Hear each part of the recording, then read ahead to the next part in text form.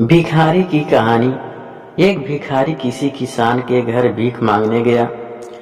किसान की स्त्री घर में थी। उसने चने की रोटी बना रही थी।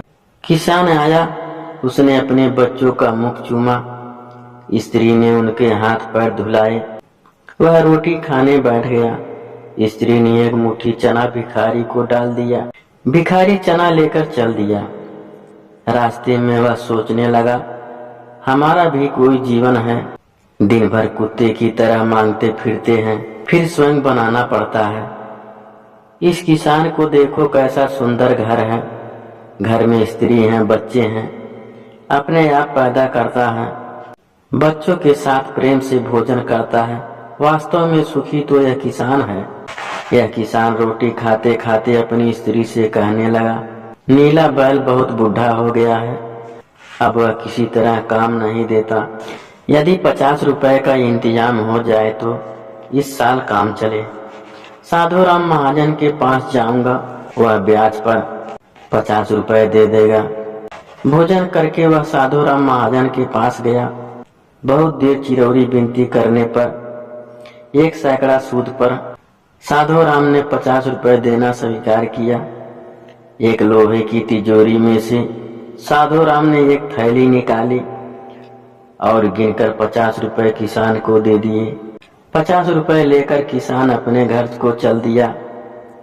वह रास्ते में सोचने लगा, हम भी कोई आदमी हैं, घर में 5 रुपए भी नगद नहीं।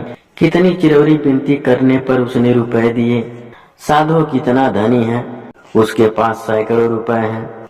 वास्तव में सुखी तो यह साधु राम ही है। साधु राम छोटी सी दुकान करता था। यह एक बड़ी दुकान से कपड़े ले आता था। दूसरे दिन साधु राम कपड़े लेने गया। वहां सेठ पृथ्वी चंद की दुकान से कपड़ा लिया। वह वहां बैठा ही था कि इतनी देर में कई तार आए। कोई कंबल का था, कोई कलकत्ते।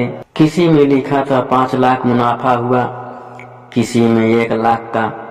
साधु महाजन यह सब देखता रहा। कपड़ा लेकर वह चला।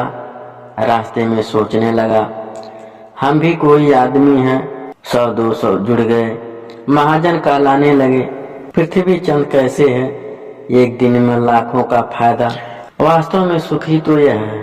पृथ्वी चंद बैठे थे कि इतने में ही तार आया कि 5 लाख का घाटा हुआ। वे बड़ी चिंता में डूबे थे कि नौकर ने कहा, आज लाट साहब की राय बहादुर सेठ के यहाँ दावत है, आपको जाना है। मोटर तैयार है। पृथ्वीराज मोटर पर चढ़कर राय बहादुर की कोठी पर गया। वहां सोने चांदी की कुर्सियां पड़ी थी। राय बहादुर जी से कलेक्टर, कमिश्नर हाथ मिला रहे थे। बड़े बड़े सेठ खड़े थे। वहां पृथ्वी चंद सेठ को कौन पूछता। वे भी एक कुर्सी पर जाकर बैठ गए। लाट साहब आए, राय बहादुर से हाथ मिलाया, उनके साथ चाय पिया और चले गए। पृथ्वी अपनी मोटर में लौट गए थे। रास्ते में सोचते जाते थे, हम भी कोई सेठ हैं, 5 लाख के घाटे में घबरा गए। राय बहादुर का कैसा ठाठ है। लाट साहब उनसे हाथ मिलाते हैं। वास्तव में सुखी तो यही है। लाट साहब के चले जाने पर राय बहादुर के सिर में दर्द हो गया। बड़े बड़े डॉक्टर आए। एक कमरे में वे पड़े थे। कई तार घाटे के एक साथ ही आ गए थे। उनकी भी चिंता थी, कारोबार की भी याद आ गई।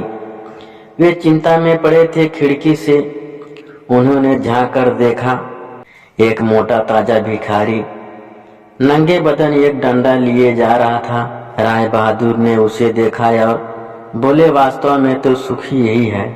इसी ने तो घाटे की चिंता है, ना मुनाफे की फिक्र। इसे लाट साहब को पार्टी भी नहीं देनी पड़ती। सुखी तो यही है।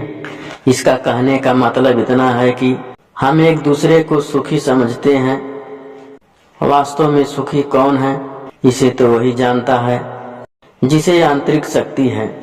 एक व्यक्ति साधु ने एक राजा से कहा था, महाराज आप इतने बड़े राज्य के स्वामी हैं और मैं अपने फटे कपड़ों का स्वामी हूँ। अतः हम दोनों के पास स्वामित्व तो है ही।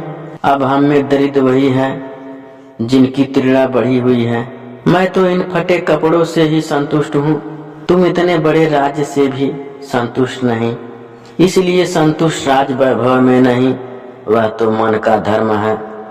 मन संतुष्ट हुआ तो फिर चाहे लाख रुपए या एक पैसा भी न हो, दोनों ही हालात में आनंद है। इसीलिए हम जो रुपए पैसे में आनंद खोजते हैं वह हमारी भूल है। जीवन का उद्देश्य रुपए पैसा करना नहीं है।